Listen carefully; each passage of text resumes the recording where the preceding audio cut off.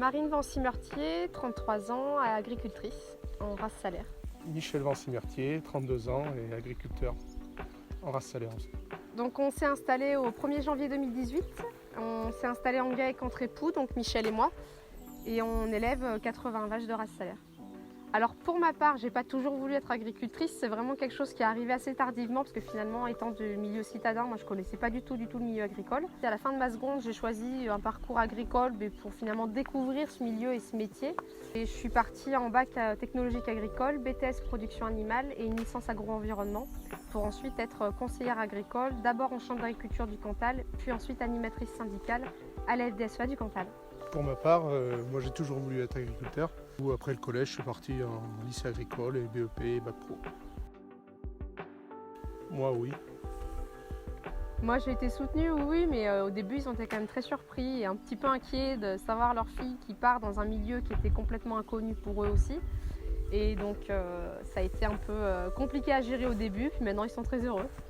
C'était vraiment un choix pour nous d'élever la race qui est la race salaire. Et puis donc on voulait quand même rester dans le berceau de la race, qui est quand même très important quand on fait de la génétique. Et on aimait particulièrement le système d'élevage en zone de montagne, qui est quand même un système assez particulier, des zones d'estive comme ici. Et puis on était habitués à ce genre de système, donc c'était vraiment un choix.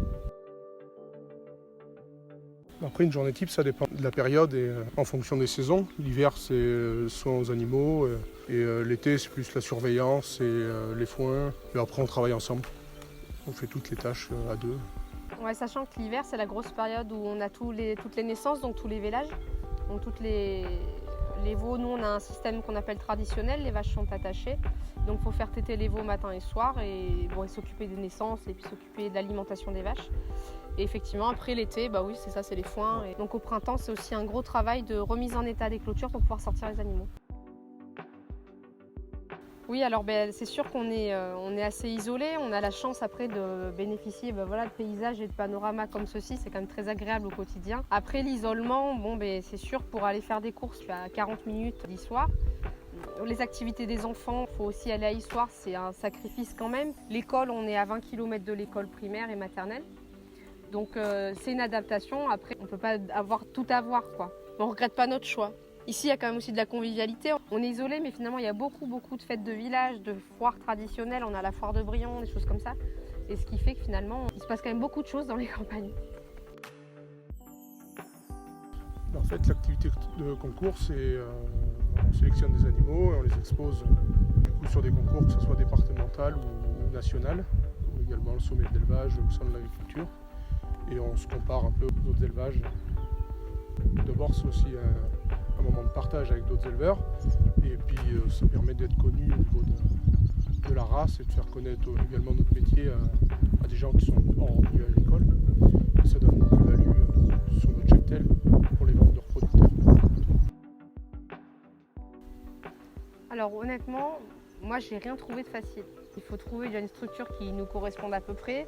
Après il y a le parcours à l'installation, qu'on soit hors cadre familial ou au sein d'une structure déjà familiale. Le parcours à l'installation, il faut être studieux et puis il faut le faire, c'est long. Ça crée aussi un peu de soucis, on a peur que les dossiers passent pas, et c'est tout un tas d'études économiques.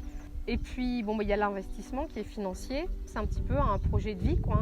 On prend des risques et ça fait parfois un petit peu peur, surtout quand on est jeune. Alors nous on s'est installés, on avait 28 ans pour ma part. Donc c'est vrai qu'il y a des jeunes qui les prennent beaucoup plus tôt, mais c'est pas anodin, quoi. Voilà. Donc moi j'ai pas trouvé ça spécialement facile et aujourd'hui c'est toujours pas spécialement facile. Après c'est un choix qu'on regrette pas du tout et on est très heureux d'avoir fait ce choix. Surtout en tant que cadre, pas de zéro, on prend une structure existante, mais on a tout à créer. On ne s'installe pas sur quelque chose qui existe déjà et dans la continuité de nos parents.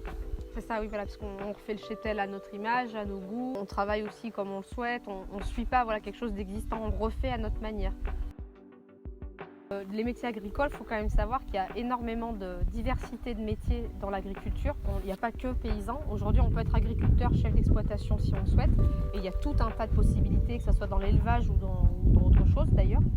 Mais il y a également tous les métiers para-agricoles qui vont être autour et qui sont des métiers où on recrute, qu'on soit une femme, un homme, qu'on ait de l'expérience ou non d'ailleurs. On peut être salarié dans une structure, dans une exploitation agricole. Nous jouons en zone Saint-Nectaire. On a beaucoup d'éleveurs qui produisent du Saint-Nectaire et qui cherchent des salariés pour pouvoir les aider sur leur structure, que ce soit pour traire ou pour faire le fromage.